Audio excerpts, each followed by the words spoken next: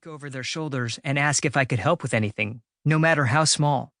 Eventually, they gave me the chance to lead and launch a new product feature for Firefox. Collaborating with those engineers and designers to create something new fueled a fire in me. I had finally found what I was meant to do. What I learned at Mozilla taught me enough to be recruited to a little-known startup as its first head of product development. That startup grew into Groupon. Within 2 years, we employed more than 10,000 people around the globe. We were making hundreds of millions of dollars a year.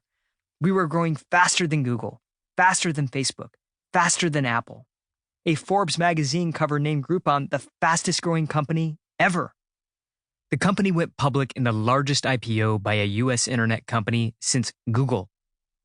Then it all came crashing down. Within 1 year, Groupon lost nearly 85% of its market value, plunging from a high of $13 billion to less than $3 billion.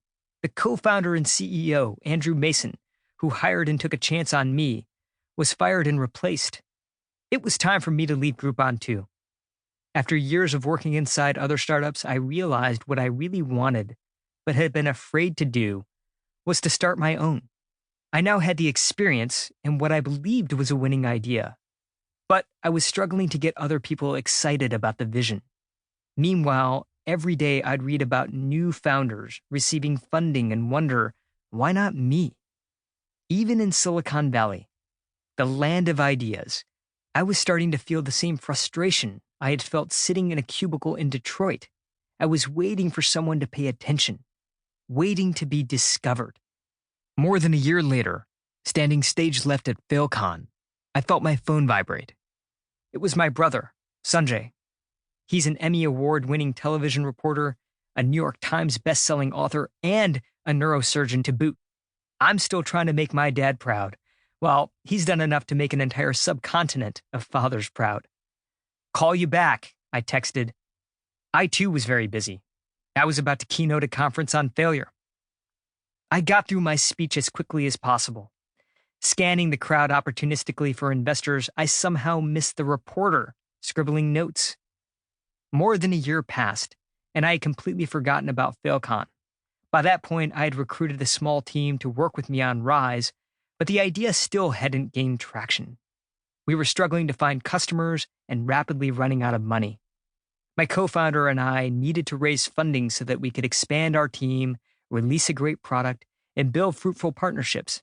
And if we didn't find that money soon, my startup dream was over. Then something happened that changed everything. It was a Saturday morning and I overheard my wife, Lena, on the phone with her mother. "No, we're not moving home, Mom," she said. "Yes, I know San Francisco is very expensive." When I walked into the room, Lena was holding that day's New York Times open to a full-length story on failure with my face at the top. I had seen mugshots that were more flattering. The piece went viral.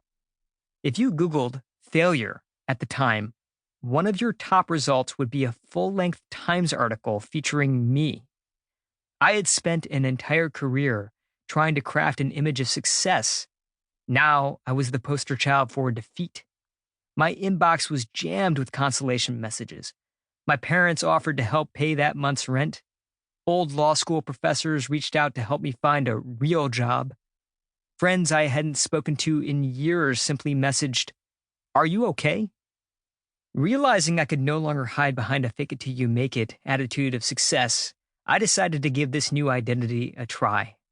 I began emailing highly successful people using the Times article to break the ice. I'd write things like, "As you can see from the article below, I don't know what I'm doing. Would you be willing to grab coffee and give me some advice?" It worked. That article paved the way to hundreds of open, honest conversations with fascinating people. Founders of unicorn status startups, producers of Oscar-winning films, culinary icons, members of Congress, executives at iconic companies like Lego and Pixar, even military leaders at the Pentagon. In the end, I was left with a life-altering discovery. People who change the world around them aren't just brilliant. They're backable.